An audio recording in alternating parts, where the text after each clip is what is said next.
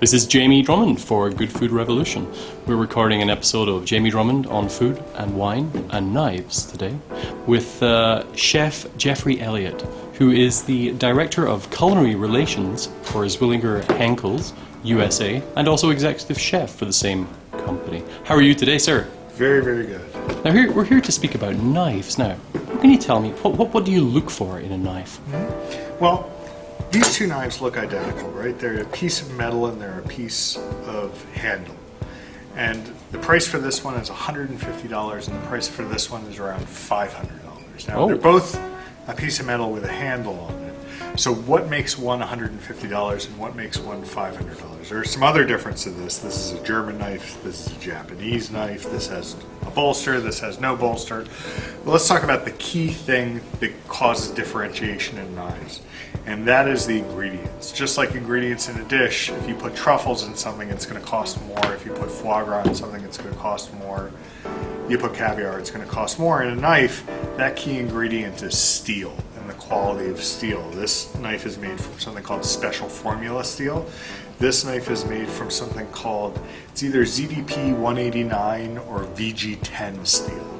And the difference in steel is how hard you can make the knife. And when you can make a knife really hard, you can also make it sharper, have a high initial sharpness, which is the sharpness when it comes out of the box.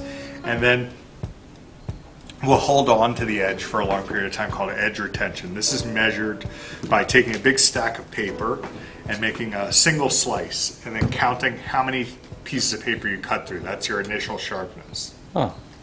To do edge retention, you keep slicing and keep slicing and keep slicing until it won't cut any more paper and count how many sheets of paper you cut through, and that's how you get your edge retention. I'm guessing they have machines to test these things. They have machines to test these things. It's a repetitive motion, and otherwise some guy would be sitting there like this for a while. So, much better steel. And then the way the steel is treated, if it's heated, if it's forged, if it's stamped, there are all sorts of factors that go in. This also has a wood handle versus a plastic handle. But the key thing and the most important thing is quality of the steel and how hard the steel is. Steel is measured on something called the Rockwell scale. The Rockwell scale, they take a piece of steel, they take a metal pin, and they push on it and push on it and push on it until they dent the metal, and that's how you measure Rockwell scale. In a building like the building we're standing in, the steel that holds up the girders is about 15 on the Rockwell scale, so 1.5. So that's quite soft. Really, really soft. I live in a high-rise building. I'm on the 21st floor. If it's very windy out, I can actually feel my building move. It's supposed to do that, though. Supposed to do that. It's supposed to do that. Knives are stiff. They're very hard, but at the same time as they're hard, they're tough, and that toughness is the flexibility in the knife, which gives it so that it's not brittle. So the steel on the Rockwell scale in a chef's knife is, this one is 57, and most German knives tend to be about 57 to 58. Zwilling J.A. Henckels makes German knives between 57 and 62 on the Rockwell scale currently. The 62 knife is made with Damascus steel, which is that folded and hammered steel. The 60 Rockwell is made with a fun steel called Chronodor 30, which was developed for ball bearings for the space shuttle. So the original ball bearings in the space shuttle, when you sent them up once, they would have to replace all of the ball bearings.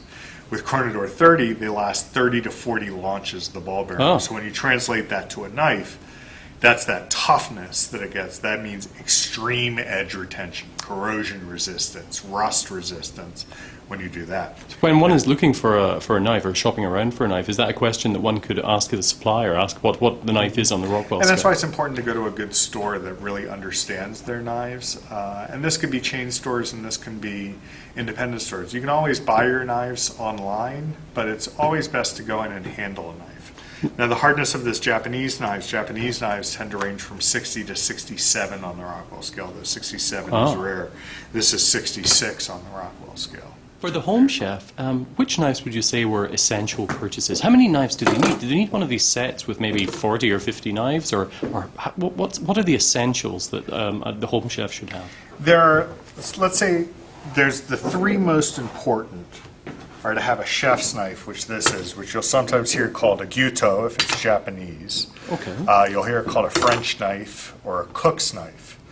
This is the workhorse of the kitchen. 90% of what you cut up in a kitchen, you can cut up with a chef's knife.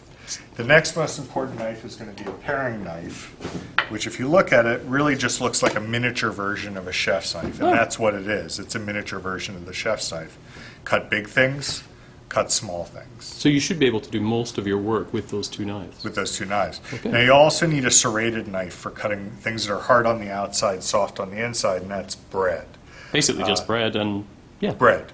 A bread knife. Okay. You'll see a lot of people will try to use serrated knives to cut tomatoes, but you're really ripping. A serrated knife rips. You want to use your chef's knife to cut tomatoes. So those are the three most important knives. Then if you do a lot of carving of cooked meats, it's good to have a carving knife, which is basically a very thin, very flexible version of a chef's knife. Oh, okay. This gives you a little bit more control when you're carving to do nice thin slices. The next knife that I would say is the most important if you're going to have your essential knives is if you do any boning of meat or filleting of fish or anything at home, you want to have a boning knife or a fillet knife. Okay. A fillet knife looks exactly like this, but is usually a couple inches, 2 inches longer, and has a little more flexibility than this because you want to be able to get really close to the bone. Boning knives are stiff. Now, the major investment you're saying should be that chef's knife. So if you're going to buy your knives individually, you want to throw, since that's the workhorse and is going to do most of the work, you want to throw the majority of your budget into that knife. How much should one be spending? I know that's an open-ended question, but how much does one have to spend to get a decent chef's To knife? get a decent chef's knife, we'll start at about $100 for an 8-inch okay. chef's knife for a Okay. decent knife. That's how- about the bottom, and it can go from $100 up to about. Morimoto handed me some of these custom knives that he used to have that were about $6,000 a knife. Good Lord. But his $6,000 knife is the same material as this $500 knife. We can just make.